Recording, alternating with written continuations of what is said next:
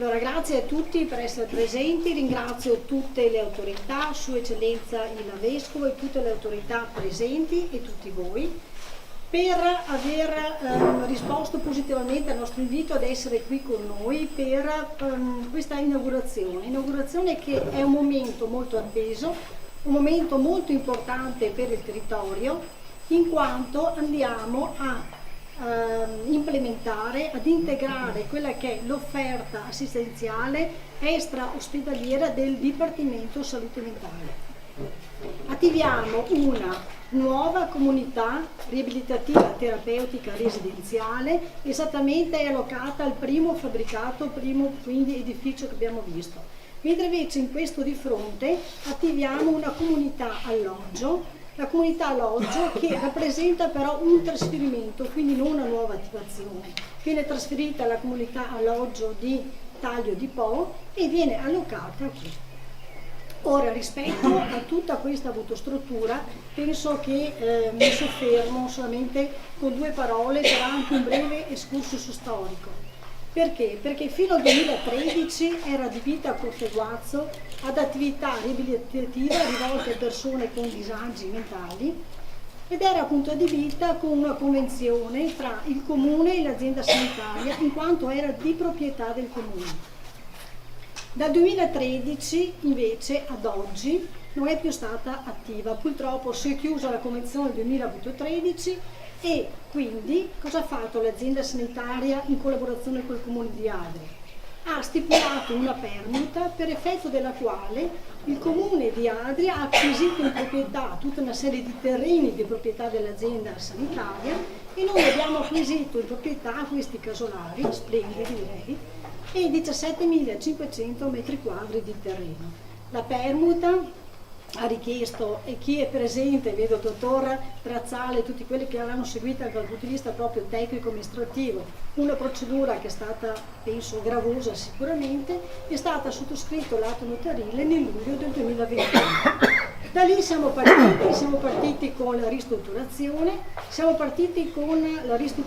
che ha richiesto diversi interventi su reinterventi, anche perché di fatto era in una situazione abbastanza fatiscente e abbiamo appunto trovato diversi intoppi, proprio dal punto di vista strutturale. Quindi siamo qui oggi con l'attivazione di una nuova, come dicevo, CTRP che ospita 14 posti e una comunità alloggio di 8 posti. Grazie dottoressa dell'invito, ovviamente, grazie a tutti voi. Saluto tutti, Sua Eccellenza il Vescovo, l'assessore Lanzalin, saluto l'assessore Corazzari, tutte le autorità civili presenti e militari anche, quindi grazie veramente per il vostro intervento. E saluto il collega sindaco Massimo Barbuiani, rieletto veramente da poco, e anche il sindaco Barbierato che ha completato il suo percorso e quindi è un qualcosa che abbiamo portato avanti insieme in questo periodo. Porto il saluto di tutti i colleghi sindaci della conferenza dei sindaci ovviamente ed esprimo una grande soddisfazione per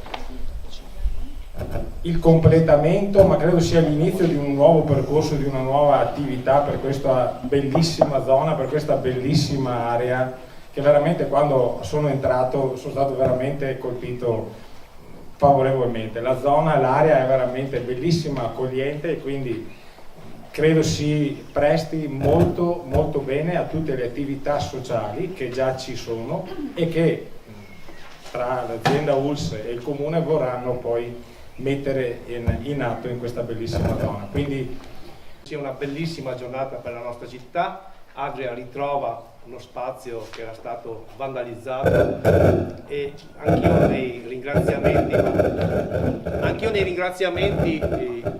devo ricordare alcune persone che sono state fondamentali per il recupero di questa bellissima struttura. Innanzitutto il dottor Compostela, da cui poi parte tutto quanto, l'ingegner Portieri, l'ingegner Fasiol, l'ex sindaco Barbierato qui presente, lo ringrazio della sua presenza, e tutte le persone che hanno voluto sicuramente recuperare questa bellissima area. È un'area a cui gli adriesi sono molto affezionati. Pensate che nel 1990 qui c'era un boschetto di pianura sono stati piantumati diversi alberi per i nuovi nati, ogni albero aveva una catenella con il numero dei nuovi nati. Lì ci sono anche gli alberi delle mie 2 figlie, perciò quando ho potuto ci vengo sempre. È stato un po' abbandonato negli ultimi anni, ma siamo sicuri che con una progettualità seria insieme all'ASL questo potrà essere veramente un punto di riferimento per tantissime, c'è da collegare con l'area della Tessura, via Canaletti ed altro, piste ciclabili, e addirittura io pensavo anche un'area di sgambamento cani, perché qua veramente tutto si presta, è un polmone, un cuore verde a cui tutti dobbiamo porre però molta attenzione e cercare di mantenerla nel miglior modo possibile. Perché io ho bisogno del microfono, perché sono reduce da un abbassamento di voce, con la voce che non vuole tornare.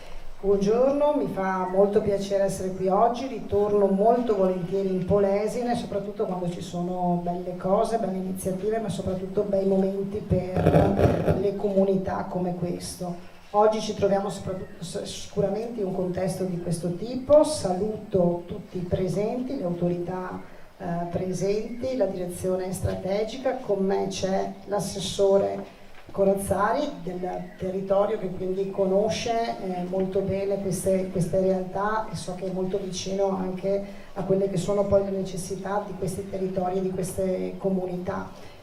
Come diceva il direttore generale, la dottoressa Signorato, che ringrazio, oggi è un momento particolare perché hanno un po' raccontato la storia travagliata di questa struttura, di questo compendio, e quindi le lungaggini, se vogliamo, anche burocratiche e amministrative, ma oggi credo che il risultato è quello che vale, ossia un compendio che ritorna bello, ritorna nel suo splendore, quindi in un contesto naturale che si addice molto, ma soprattutto che ha una funzione sociale e sociosanitaria molto importante.